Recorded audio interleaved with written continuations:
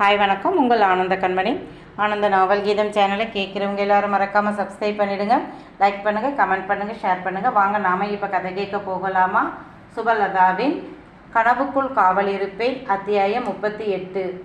அன்றுதான் பிள்ளைகள் அனைவரும் பள்ளிக்கு சென்றார்கள். பவானியின் பிள்ளைகள் மதுரையில் பெரிய பள்ளியில் படிக்கிறார்கள். அவர்களை பள்ளிக்கூடம் மாற்ற வேண்டாம் என்று சொன்ன சித்தார்த் தன் மகளை அதே பள்ளியில் சேர்த்தான். பாவம் பிள்ளைகள்தான். காலையில் 1.5 மணி நேர பயணம் காரில்,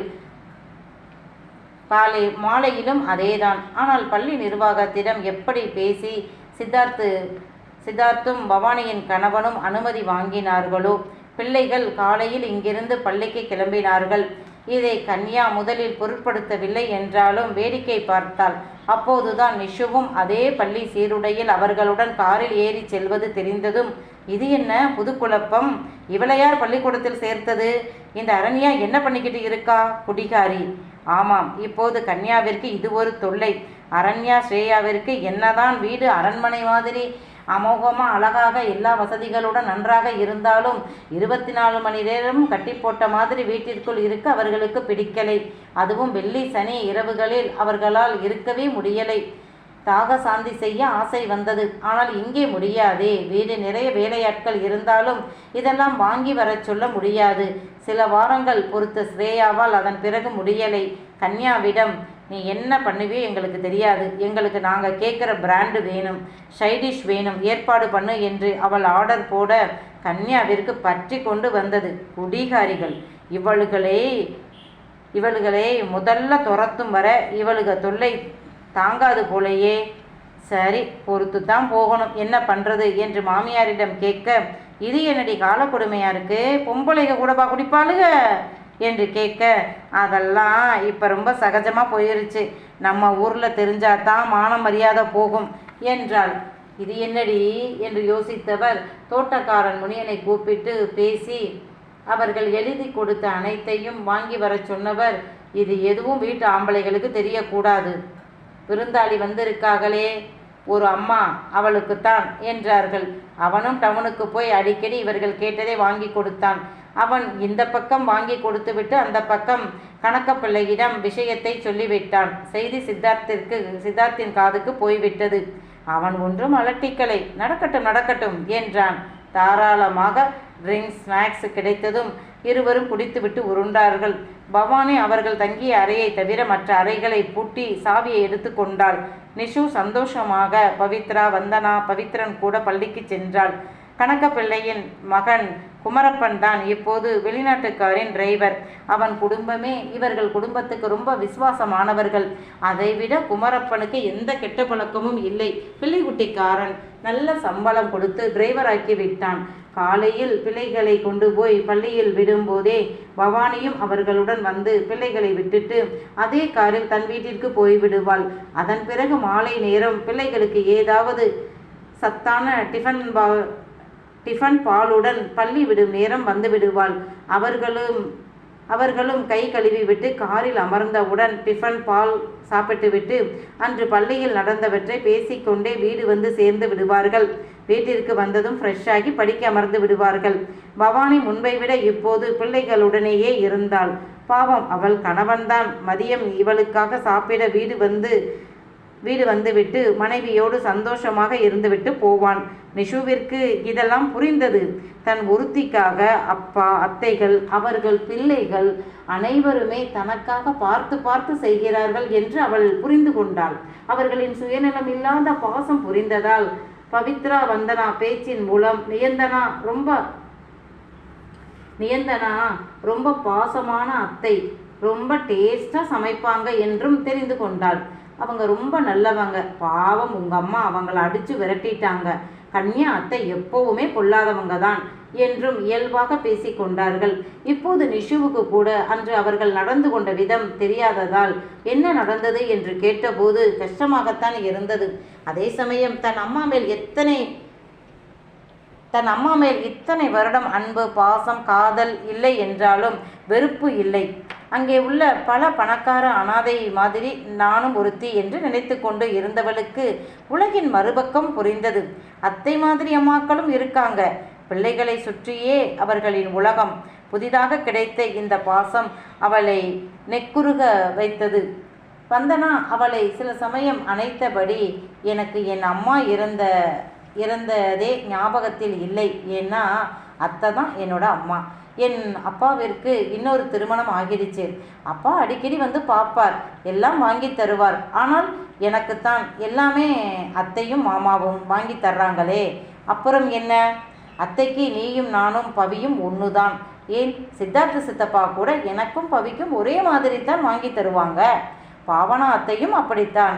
நீ உன் அம்மா கூட போகாமல் எங்கள் கூடவே இரு. நீயும் நானும் படித்து நல்ல வேலைக்கு போவோம். சினிமாலாம் வேண்டாம் நிஷு என்று சின்ன வயதில் சினிமாவிற்கு வந்து சாதித்தவர்களை விட கெட்டு போனவர்களை பற்றி கூகுளில் தேடி பார்த்து காட்டினாள்.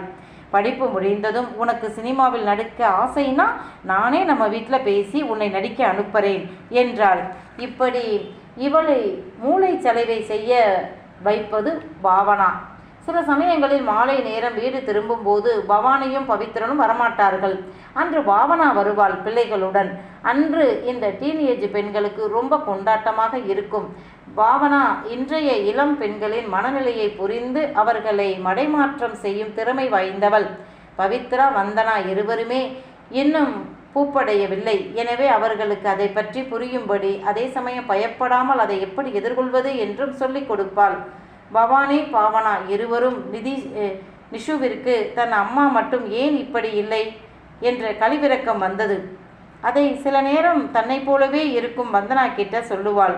கொட்டின பால் கைக்கு வராது. கையில் இருக்கிற பாலை சிந்தாமல் சிதறாமல் நாம் குடிக்கணும். அதுதான் புத்திசாலித்தனம். இனி எங்களோட சந்தோஷமாக இருக்கிறத பற்றி மட்டும் யோசி என்றாள் வந்தனா. நிஷு பள்ளிக்கு செல்வதை தடுக்க சொல்லி அரண்யா கிட்ட கன்யா சொல்ல அவளும் தடுத்து பார்த்தாள். மகள் எப்பவும் போல வாயை திறக்காமல் சாதித்து விட்டாள். அப்பன போல என்று திட்டினாள். அது ஒன்றும் தப்பில்லையே என்றாள் நிஷு. கொஞ்சம் அதிர்ந்துதான் போனாள் அரண்யா. மகள் தன்னிடம் ஒட்டி உறவாடவில்லை என்றாலும் சொன்னால் கேட்டுக்கொள்வாள். இப்படி எதிர்த்து பேசினது இல்லை. தப்பு பண்ணிட்டோமோ, எங்கே இவளை கூட்டிக் கொண்டு வந்திருக்கவே கூடாதோ என்று இப்போது நினைத்தாள். அவள் திகைத்து நின்ற போதே ஸ்ரேயா, ஓகே, நீ ஸ்கூலுக்கு போ, அப்புறம் ஷூட்டிங் ஆரம்பித்ததும் போகலாம் என்றாள். அதை கேட்டு ஏதோ சொல்ல அம்மா மகள் இருவருமே வாயை திறக்க, இப்போ பேசாமல் போங்க 2 பேரும் என்றாள் ஸ்ரேயா. பவானிக்கு அன்று முழுவதும் நியந்தனாவின் ஞாபகம்தான் வந்தது. நல்ல பெண், அண்ணன் வாழ்க்கை சரியாகி விட்டது என்று நாங்கள் இருந்த நேரம் அண்ணனின் வாழ்க்கையில் இப்படி ஒரு சூறாவளியாய் வந்துவிட்டாளே அரண்யா. தானாக வந்திருந்தால் கூட பரவாயில்லை. கன்யா போய் வேலியில் போன ஓனானை எடுத்து அண்ணனின் வேட்டிக்குள் விட்டுட்டான். தஸ்வின் மட்டும் அன்று உடனே அண்ணனிடம் நிஷு பற்றி சொல்லி இருந்தால் காதும் வைத்த மாதிரி அண்ணன் அரண்யாவை அப்புறப்படுத்திவிட்டு நிஷுவை வீட்டோடு கொண்டு வந்திருப்பார். அண்ணனும் நியந்தனாவும் இப்படி பிரிந்திருக்க மாட்டார்கள்.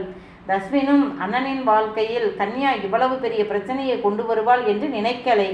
நிஷு அங்கே வந்த பின் இவர்கள் போய் பார்த்து பேசிய பிறகு பவானியும் பாவனாவும் சென்றது நியந்தனாவை பார்க்கத்தான்.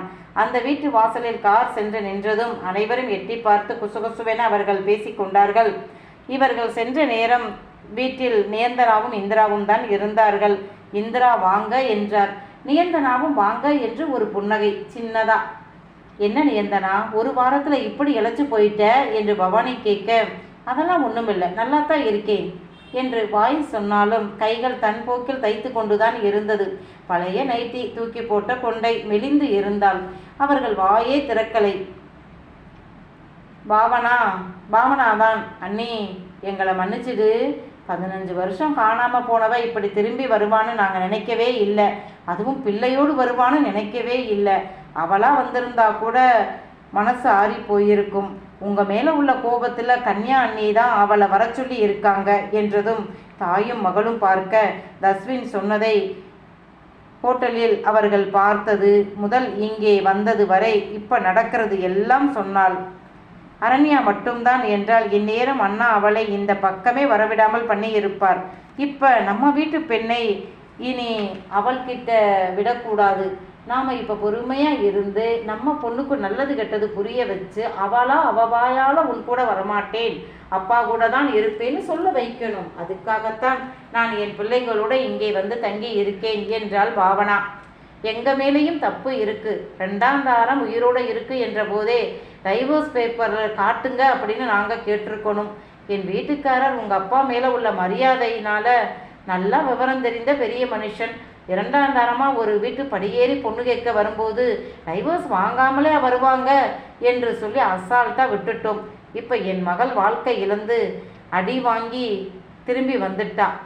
என்னமோ அவள் கைகால் நல்லா இருந்தால் அவள் உழைச்சி 4 பேருக்கு கஞ்சி ஊற்றுவா. பெத்த பொண்ணு வாழ்க்கையை முட்டாள்தனமாக கெடுத்துட்டு இப்போ ஒரு முளை கயிற்றுல நாண்டுக்கிட்டு சாக முடியாமல், இதோ இந்த 2 பொட்டு பிள்ளைகளையும் அனாதையாக விட்டுட்டு போக முடியாமல் நடவனமாக திரியிறோம் நாங்கள் 2 பேரும் என்றார் கண்ணீர் வடிய இந்திரா. அவர்கள் பேசியதை கேட்க பெண்களுக்கு மனசு வலித்தது. உங்கள் பொண்ணு வாழ்க்கை ஏன் கெட்டு போகணும்? பிரச்சனை வந்துருச்சு, அதை சரி பண்ணிட்டு அண்ணன் வந்து உன்னை கூட்டிட்டு போவார் அண்ணி. அவரை பொறுத்தவரை இந்த ஜென்மம் முழுவதும் நீதான் பொண்டாட்டி, அதில் எந்த மாற்றமும் இல்லை. அந்த வீட்டில் நடந்த விஷயங்கள் உன்னை கொடுமைப்படுத்தியது என்று எதுவுமே அண்ணனுக்கு தெரியாத போது திடீரென மாமா அப்பாவின் சட்டையை பிடித்து அடிக்க போனதை பார்த்ததும் அண்ணனுக்கு கோபம் வந்துருச்சு. ஆனாலும் மாமனார்கிட்ட இப்படி நடந்திருக்க கூடாது.